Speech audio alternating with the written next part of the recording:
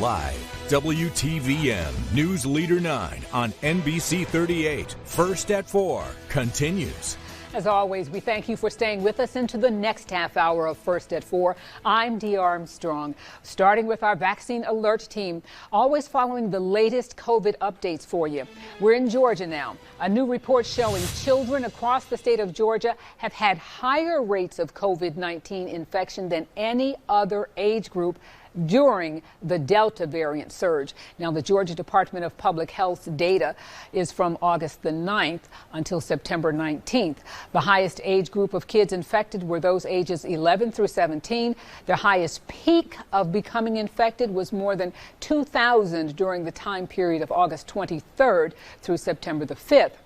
Now, Pfizer announcing they have officially submitted a request to the FDA for its emergency use authorization of their COVID-19 vaccine. That's for children ages 5 to 11.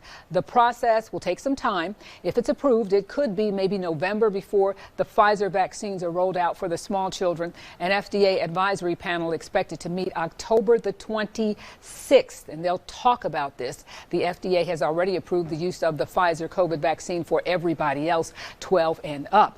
You know, here in the South, we're in what they call the Bible Belt, and some people who have not taken those shots feel they need to pray about it a little bit longer. Joining us this afternoon is Dr. Jessica Moerman. She's a Washington, D.C. scientist and a pastor. Thank you so much for being with us this afternoon. Thank you so much for having me. It's a real pleasure to be here.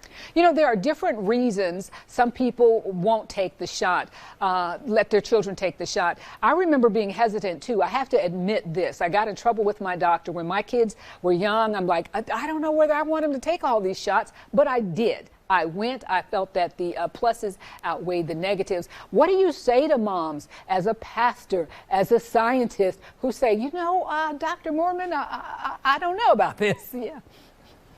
Absolutely. As a mother, as a parent, we want to do whatever we can to protect our children. And so there can be some concerns about the vaccines, whether that's COVID or the other ones. But what I do is just like you did.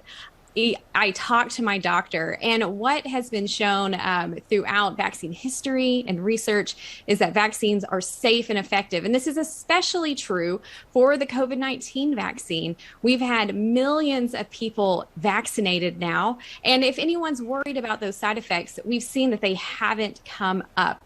But what we do know is that COVID-19 is dangerous and deadly. Over 700,000 Americans have died.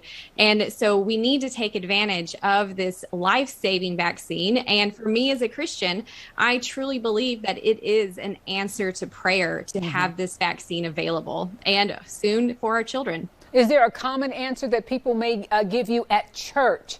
Or what are their objections there, if you've heard some? Sure. Some are concerned, who are pro-life Christians, may be concerned about some misinformation about the vaccines. But as a Christian, a pro-life Christian living in the age of a pandemic, I truly believe that to be pro-life also means that we should be pro-vaccine because it saves lives. And as a scientist, I believe that God is the ultimate innovator, and this vaccine is an incredible innovation that we as Christians should be celebrating breakthroughs that save lives, whether it is the COVID-19 vaccine or looking at something else like clean energy and clean cars that protect God's creation and also give our children a healthy environment and a safe climate to thrive in. What about those boosters? People are concerned. They're saying, I've taken 2. You want me to take 3 now?